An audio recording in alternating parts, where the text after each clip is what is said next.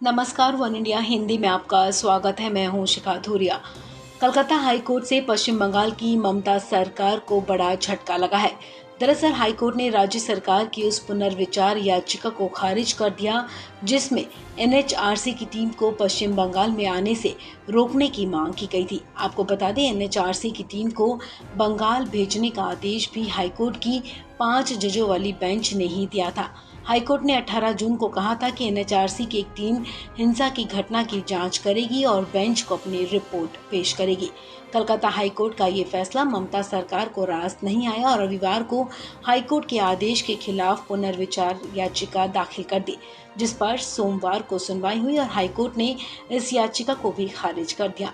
याचिका में बंगाल सरकार ने मांग की थी कि उस हिंसा को राजनीतिक रूप देने की कोशिश की गई थी, इसलिए हाईकोर्ट इस आदेश को वापस ले ले, लेकिन कोर्ट ने याचिका खारिज कर दी। हाईकोर्ट के इस फैसले के बाद अब बीजेपी नेता और केंद्रीय सरकार में मंत्री स्मृति ईरानी ने बंगाल की ममता बनर्जी सरकार पर कड़ा हमला बोला है। मैं आज न्यायालय के प्रति अपना आभार व्यक्त करती हूँ कि वो लोग जो प्रताड़ित हुए, वो लोग जो घरों से निकाले गए, वो लोग जो मौत के घाट उतारे गए, वो महिलाएं जिनका बलात्कार हुआ, उनके लिए आज विश्वास जागा है कि उन्हें न्याय मिलेगा। मैं हमारे लोकतंत्र में शायद पहली बार देख रही हूँ कि एक मुख्यमंत्री एक राज्य में लोगों को सजाए मौत होते इसलिए देख रही है क्योंकि उन्होंने मुख्यमंत्री के पक्ष के लिए वोट नहीं किया। पहली बार ऐसा हुआ है हमारे देश में कि एक चुनाव के बाद, परिणाम निकलने के बाद हजारों की तादाद में लोग अपना मकान, अपना गांव छोड़कर बॉर्डर तक क्रॉस कर रहे हैं और रहम की भीख मांग रहे हैं, कहते हुए कि हम अपना धर्म बदलने को तैयार हैं, लेकिन ममता बनर्जी और तृणमूल हमें बख्श दे। महिलाओं को घरों से उठाकर सार्वजनिक उनका बलात्कार किया जा रहा है, चाहे वो दलित महिला हो, आदिवासी हो। और एक 60 साल की महिला ने सुप्रीम कोर्ट तक का दरवाजा खटखटाया कि मेरे 6 साल के पोते के सामने मेरा बलात्कार कर दिया, सिर्फ इसलिए क्योंकि मैं भारतीय जनता पार्टी की कार्यकर्ता और समर्थक हूं। और कितनों का बलात्कार होते चुपचाप मुख्यमंत्री ममता बनर्जी देखेंगी। पहले तो उनके हाथ खून से सने हुए थे, अब दामन पर भी महिला के अत्याचार के दाग हैं। मैम, जिस तरह एनएचआरसी ने संज्ञान लिया मामले को, जब बीजेपी गई एनआरसी के पास, तो उसके बाद अब लड़ाई बीजेपी के पक्ष में आ गया, तो क्या बीजेपी इसको लेकर और आगे बढ़ेगी कार्यकर्ताओं के सम्मान की लड़ाई को? देखिए, जब एक महिला का बलात्कार होता है, जब एक परिवार को जबरन उनके घर से, गांव से निकाला जाता है, जब एक व्यक्ति को ये कहा जाता है तुम्हें राशन इसलिए नहीं मिलेगा क्योंकि तुम भारतीय जनता पार्टी के समर्थक हो, चाहे कितने भी गरीब क्यों ना हो, जब एक व्यक्ति को कहा जाता है कि तूफान आ रहा है लेकिन आश्रय वाले कमरे में तुम्हें नहीं रखा जाएगा क्योंकि तुम भारतीय जनता पार्टी के समर्थक हो।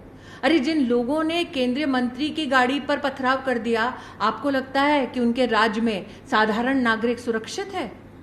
मैं आज तो सवाल करना चाहूंगी उन लोगों से जो अपने आप को कहते थे कि वो मानव अधिकार के संरक्षक हैं, महिला के सम्मान के लिए वो प्रदर्शन करते हैं। प्रेस क्लब के सामने क्यों किसी ने जुलूस नहीं निकाला उस औरत के लिए जिसका बलात्कार हुआ मात्र इसलिए क्योंकि वो भारतीय जनता पार्टी की समर्थक और कार्यकर्ता है? कितने हमारे अनगिनत कार्यकर्ताओं को चुनाव के परिणाम के बाद मौत के घाट उतारकर उनका शव फांसी से लटकाया गया सार्वजनिक, ताकि आतंक का एक माहौल बने। और ये सारा नजारा हिंदुस्तान देख सकती है, कोर्ट देख सकता है, कमीशंस देख सकते हैं, ममता जी को दिखाई नहीं दे रहा। वहीं बीजेपी नेता कैलाश विजयवर्गीय ने भी कहा कि हाईकोर्ट ने निर्देश दिया है कि बंगाल सरकार असत्य बोल रही है, बंगाल में हिंसा हो रही है, उसके बाद भी सीएम कह रहे हैं कि हिंसा नहीं हुई। हाईकोर्ट ने मानवाधिकार आयोग को कहा कि एक टीम बनाए और जहां हिंसा हुई उसकी रिपोर्ट सीधे हाईकोर्ट को सौंप दे।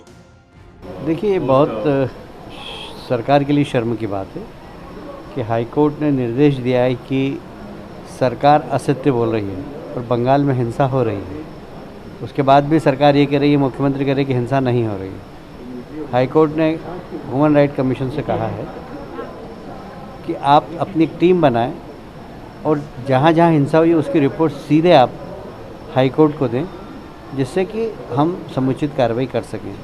ये एक बहुत अलार्मिंग डिसीज़न है सरकार के लिए भी, और मैं समझता हूँ कि इस डिसीज़न की हम लोग प्रशंसा करते हैं। आपको बता दें, पश्चिम बंगाल की ममता बनर्जी की सरकार पर बीजेपी काफी हमलावर है। वहीं पश्चिम बंगाल के राज्यपाल जगदीप धनखड़ ने भी मुख्यमंत्री ममता बनर्जी को पत्र लिखकर कहा था कि चुनाव के बाद हुई हिंसा को लेकर उनकी सरकार का रुख अच्छा नहीं है। इस खबर में फिलहाल इतना ही। तमाम अपडेट्स के लिए आप बने रहिए वन इंडिया हिंदी के साथ।